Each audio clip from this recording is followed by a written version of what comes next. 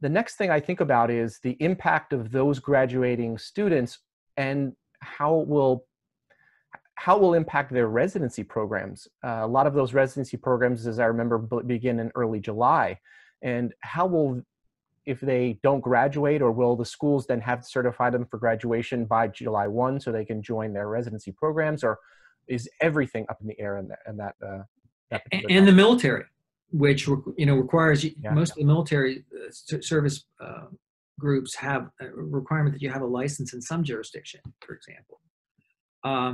Yeah, that's all up in the air. I've got one student that's going to World Surgery School, and his residency starts on June 11th. I've got people going to the military where they're being asked in May to go for their pre certification training before they're actually inducted into the armed forces. Which is why at Creighton we're really focused on not diluting our education, not diluting the requirements or the experiences that we think a Creighton graduate should have, but really focusing in maybe a little bit different way, a more holistic way of evaluating our students as they're suitable for graduation, so that when our clinic does open, if they still have live patient experience that have to do that it's a minimal amount that we can progress for them.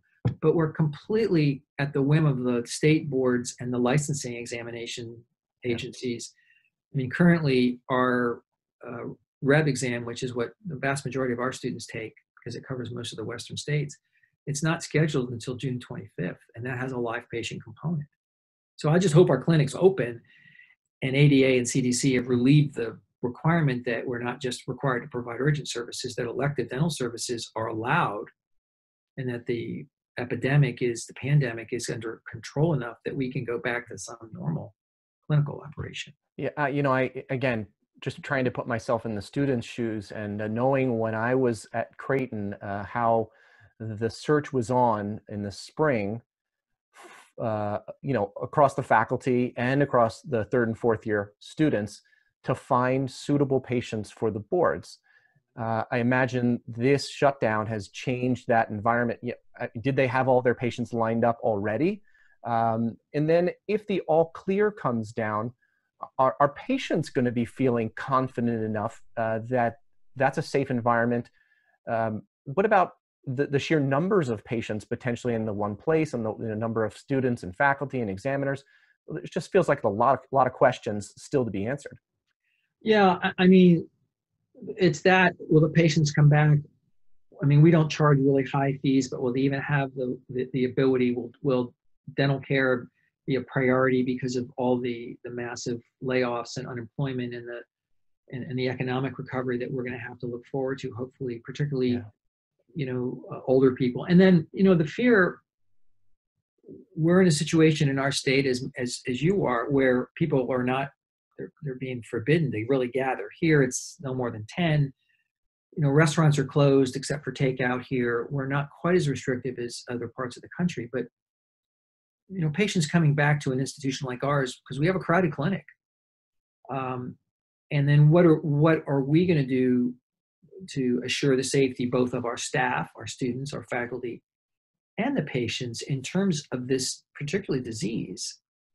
Infection control, universal precautions, screening of patients, understanding of this disease is going to change how we have to operate moving forward.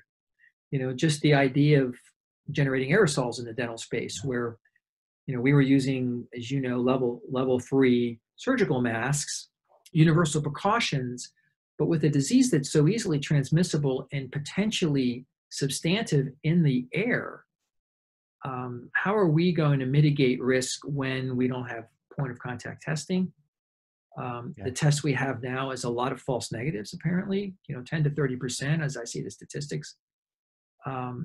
We really need, for all healthcare, but particularly for our dental offices, a quick point of contact, point of service assay to determine whether or not a given patient is infected.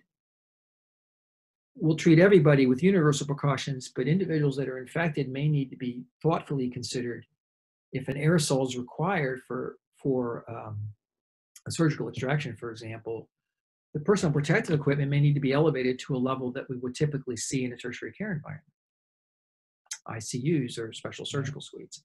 So this is something that's, evolving and really going to change the profession. I mean, the shortage of N95 masks for frontline healthcare providers in emergency rooms has created this awareness around aerosols in the community, things that we've dealt with all our professional lives.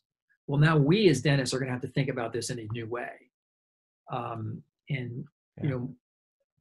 More comfortable N95s would be nice. Yeah. We're not very comfortable. Yeah.